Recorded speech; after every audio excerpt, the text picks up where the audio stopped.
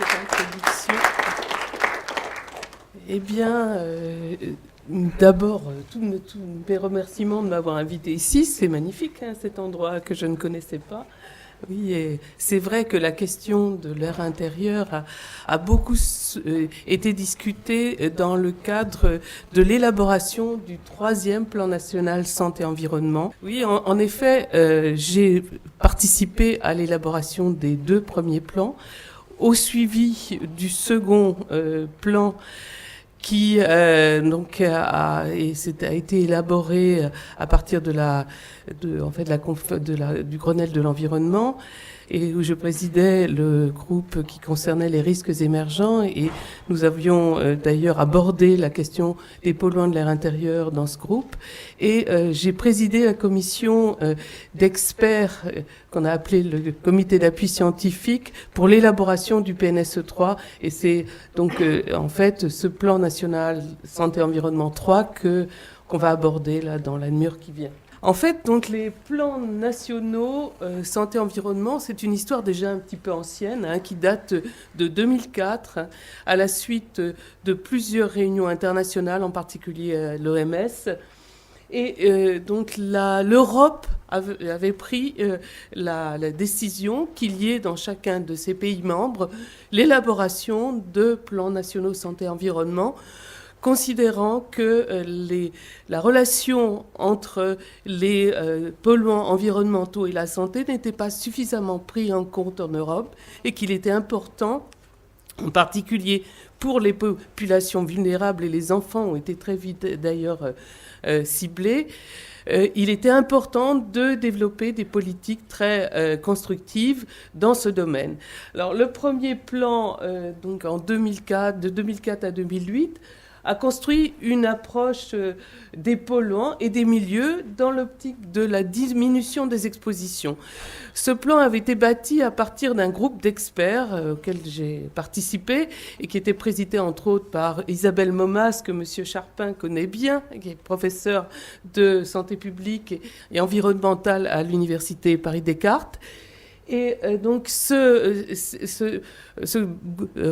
comité, en fait, ce groupe d'experts a été donc le premier à élaborer pour la France un document qui est resté d'ailleurs, je pense, assez important sur les orientations qu'il fallait prendre pour diminuer les expositions. Et dans ce premier plan, d'ailleurs, il y avait déjà la prise en compte d'un certain nombre d'éléments qui, pour vous, sont importants. La prise en compte des allergènes environnementaux, et en particulier des pollens, la prise en compte de la légionellose aussi, hein, qui est importante pour vous, et donc des légionelles, et la prise en compte de la pollution de l'air intérieur, par contre, commençait tout juste à émerger, hein. Et c'était essentiellement par le biais donc des allergènes de l'air intérieur, moisissures ou autres. Donc en fait, ce premier plan a lancé les bases des politiques en fait de gestion en santé environnementale en France. Le second plan, lui, a été élaboré différemment du premier, parce que le premier, c'était donc un plan élaboré avec les experts et les administrations centrales, alors que le second, il est sorti des discussions du Grenelle de l'environnement, et en particulier de la table ronde santé-environnement, où il y avait toutes les parties prenantes. Et une des demandes fortes qui était sortie de cette table ronde, c'est qu'il fallait continuer donc par un second plan santé-environnement. D'ailleurs, c'était déjà dans la loi de santé publique qu'il fallait des plans santé-environnement en France de façon régulière tous les 5 ans. Donc ce second plan, lui, était basé sur 2 axes prioritaires: la réduction des expositions à fort impact sur la santé et la réduction des inégalités environnementales. Et il y avait un troisième aspect qui n'apparaît pas sur cette diapo, la question des risques émergents qui n'avait pas été du tout traitée dans le premier plan. Et dans ce groupe de suivi sur les risques émergents que j'ai présidé, et où on a fait apparaître qu'il y avait nécessité de s'intéresser de façon plus importante à l'air intérieur. Alors, le troisième plan, lui, donc il a été décidé il y a plus d'1 an de l'élaborer d'une façon assez complexe, parce que le second plan avait été suivi donc par des groupes, 3 groupes, et qui étaient compris dans un groupe qui était présidé par Gérard Bapt et qui est toujours présidé par Gérard Bapt, donc un député, le GSE. Et ce groupe, comportant les différentes parties prenantes, avait donc été un élément tout à fait moteur dans le suivi du plan en même temps. Donc, et nous avions à rendre compte à ce groupe, au GSE, de ce qui se passait dans les groupes de suivi plus techniques. Et il a été décidé donc que ce GSE allait donc participer activement à l'élaboration du PNSE 3. Alors, il y a eu 3 groupes de travail, un groupe exposome, un groupe facteurs de risques environnementaux et pathologies, et un groupe formation, information et dynamique territoriale, qui était constitué des différentes parties prenantes, présidé quand même à chaque fois par des experts. Donc, pour le premier, c'est Séverine Kershner, que vous connaissez tous, je pense, qui le présidait. Le second, c'était le professeur Robert Barouki qui le présidait. Et donc, un troisième groupe plus orienté donc, vers la formation et l'information. Et ces 3 groupes avaient pour mission d'élaborer des fiches actions qui ensuite devaient être analysées par un groupe d'experts. Et ce groupe d'experts, le comité d'appui scientifique, est constitué de 15 experts donc couvrant très largement tous les domaines de la santé environnementale. C'est celui-là que j'ai présidé. Nous avions à rendre compte à un comité de pilotage où il y avait les différentes administrations centrales. Et donc, en fait, 5 ministères représentés, principalement le ministère de l'écologie et le ministère de la santé, mais aussi le ministère de la recherche, le ministère de l'agriculture, les transports étaient impliqués également. Enfin, vous voyez, donc, quelque chose de très complexe. Et, in fine, donc, ce groupe santé-environnement présidé par Gérard Bapt. Donc le résultat de cela, c'est que nous avons mis 6 mois à élaborer le plan. Et 6 mois, c'était encore assez court. Je peux vous dire que ça a été quand même difficile et complexe.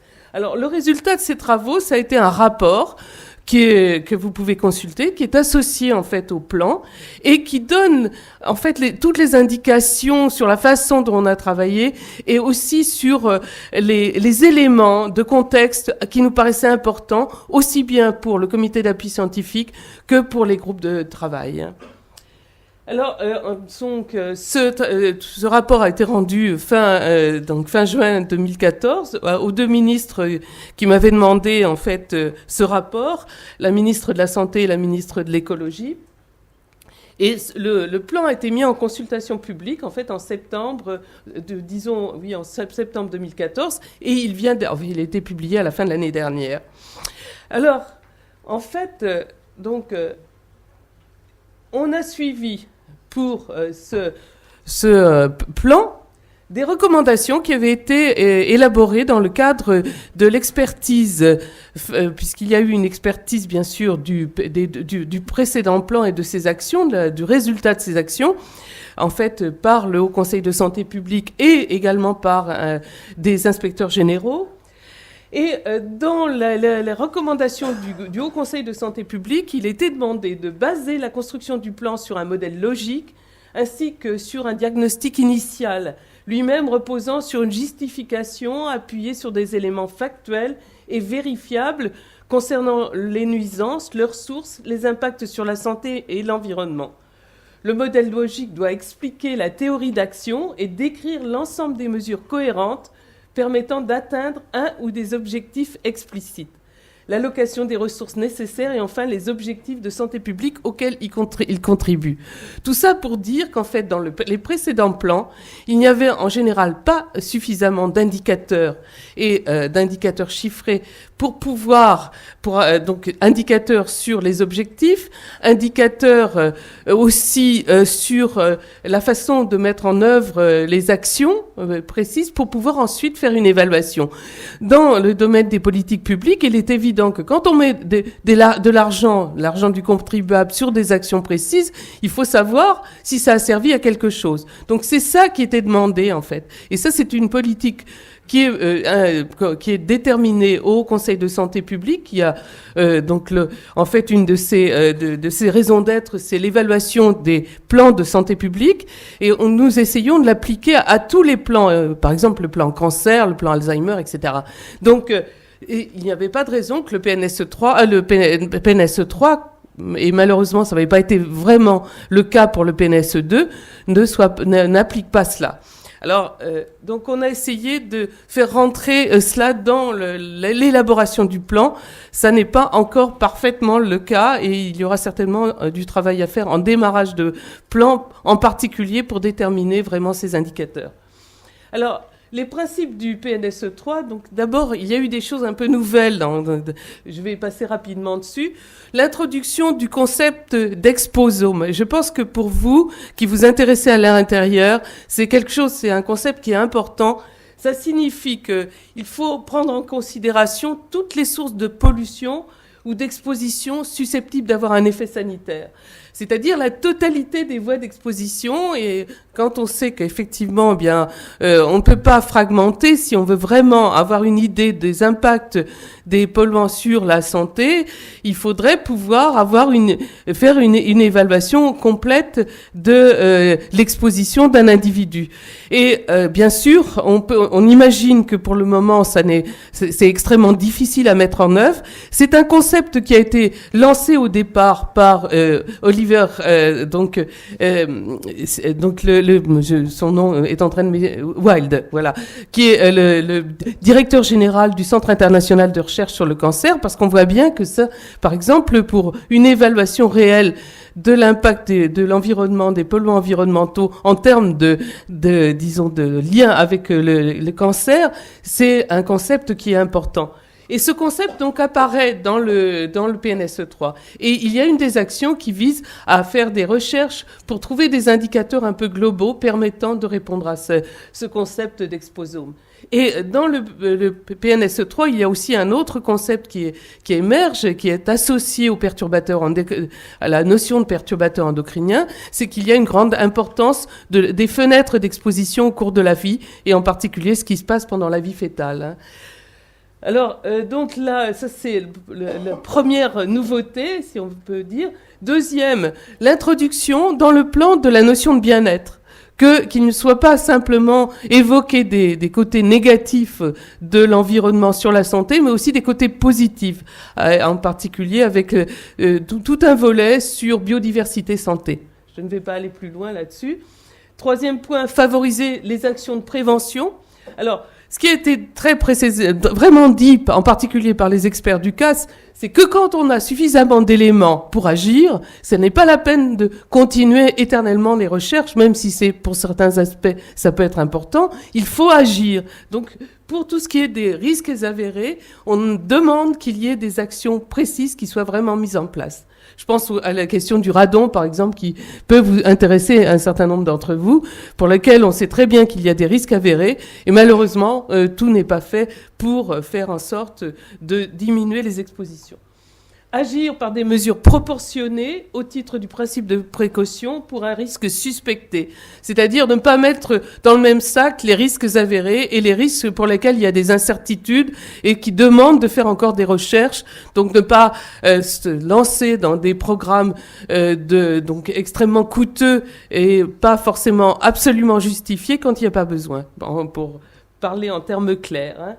Réduire les inégalités environnementales d'exposition, ça c'est un objectif qui apparaissait déjà dans le premier plan, dans le deuxième, et puis qu'on remet bien sûr dans le troisième, et aussi diminuer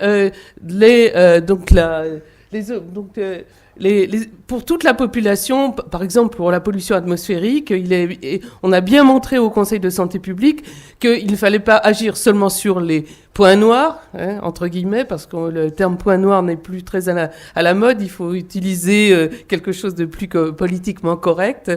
Donc les zones où il y a des inégalités, on va dire cela. Et il faut aussi agir sur la pollution moyenne et ça fait diminuer en fait globalement donc par exemple les pics de pollution. Ensuite donc on a des enjeux, on a déterminé des enjeux sanitaires. Alors il y a beaucoup d'actions, 107 actions dans le plan, hein, c'est énorme, je ne vais pas toutes vous les détailler. On va voir seulement à la fin quelques actions qui vous intéressent plus directement sur l'air intérieur. Alors, ça a été donc divisé en chapitres, en quelque sorte, et nous étions très contents parce que c'est le comité d'appui scientifique qui a proposé en fait une structuration du plan qui n'était pas du tout celle qui a été proposée au départ par la note interministérielle et donc qui faisait qu'il y avait, on avait l'impression dans la première rédaction du plan d'une liste à l'après-vert sans beaucoup disons de coordination, de structuration. Et nous avions demandé donc qu'il y ait une structuration comme vous la voyez là. D'abord mettre en avant les enjeux sanitaires prioritaires. C'est un plan santé-environnement, donc il est important de mettre en avant des objectifs de santé. Et là, vous voyez que parmi les objectifs, je ne vais pas tous les détailler, il y en a un qui vous intéresse directement, prévenir les maladies allergiques respiratoires et autres, c'est-à-dire pas seulement, c'est ce qui était le cas dans les précédents plans, pas seulement les allergies respiratoires, mais celles qui peuvent être aussi par la voie alimentaire et par la voie cutanée. Hein. Donc, en relation avec les expositions environnementales, et on avait demandé qu'il y ait un lien avec le PNST 3, c'est-à-dire les expositions aussi professionnelles. Alors bien sûr, il y a des choses qui pour vous sont intéressantes. Je pense aussi, c'est les risques neurotoxiques liés aux polluants environnementaux qu'on a demandé de mettre en avant, et mieux comprendre la part des expositions environnementales dans l'augmentation des maladies chroniques. Vous savez qu'il y a tout un débat autour de ça. On est encore dans l'incertitude là, hein, donc au moins pour certaines. Et donc il est important d'avoir plus de données pour pouvoir savoir ce qu'il faut faire. Hein. Alors. Ensuite, donc il y a un deuxième enjeu très important, c'est le plus important dans le plan. Hein, 53 actions, enjeu de connaissance des expositions, de leurs effets et leviers d'action. Hein. Et là, j'ai mis en rouge aussi quelque chose qui pour vous doit être intéressant. C'est le deuxième point. Donc, bien sûr, il y a à établir le lien entre la contamination des milieux, dont ceux qu'on trouve dans l'air, les substances émergentes, mais ça, c'est assez classique. Mais le deuxième point, établir le corpus d'indicateurs permettant d'obtenir une vision globale et intégrée de l'historique des expositions aux agents chimiques, physiques, infectieux. Donc cette notion d'exposome qui a été mise en avant et qui est nouvelle dans le plan. Et là, et bien sûr, il faut absolument qu'il y ait de la recherche autour de ça. Donc, ça ne sera certainement pas mis en œuvre comme cela dans des établissements. Donc, immédiatement, on n'a pas les outils pour ça. Mais ce qui est demandé, c'est qu'il y ait donc des recherches pour développer des outils pratiques permettant de répondre à cette question. Et en particulier pour la prise en compte des fenêtres d'exposition que j'évoquais tout à l'heure, en particulier pour les femmes enceintes, ce qui nous paraissait très important.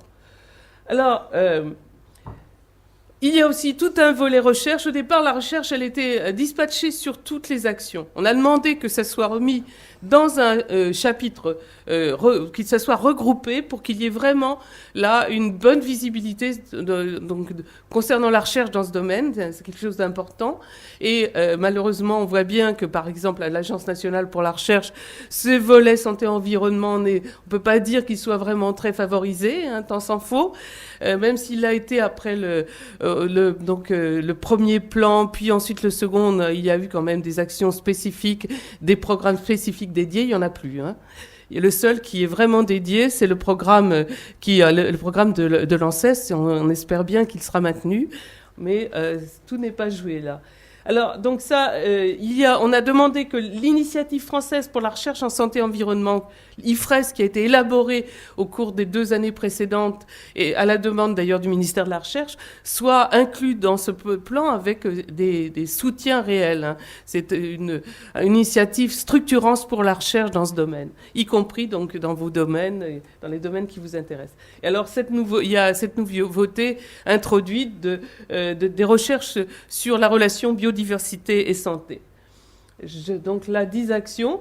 Et ensuite, là, donc 17 actions sur information, communication et démocratie participative, avec un focus sur la formation initiale et continue. Ça, c'est vraiment, disons, le serpent de mer, parce qu'on le dit depuis 2004, et malheureusement, il n'y a pas encore suffisamment d'évolution dans ce domaine. Je pense que M. Charpin ne va pas me contredire. On essaie vraiment de faire ce qu'on peut pour qu'au moins en formation initiale des médecins, il y ait des enseignements sur ces thématiques-là. Ça n'est pas...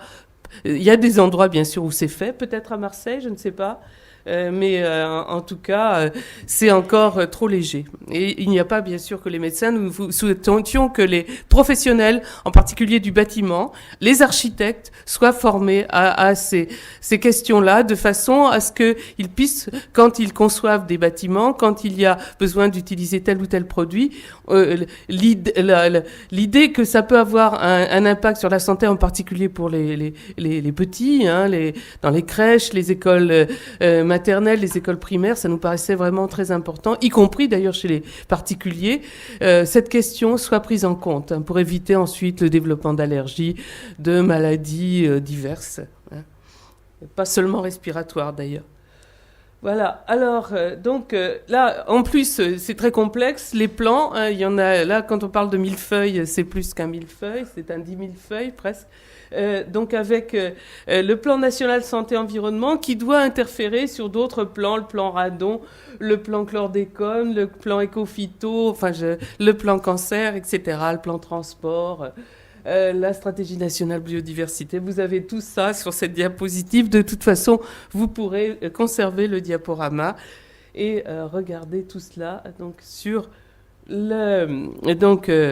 sur aussi le site du ministère de l'écologie ainsi que du ministère de la santé. Alors donc on a écrit un rapport. J'ai tenu moi personnellement en tant que présidente du CAS que ce rapport soit publié en même temps que le plan pour qu'il y ait une compréhension du public et qu'on garde des traces de tout ce travail qui avait été effectué dans les 3 GT plus le comité d'appui scientifique.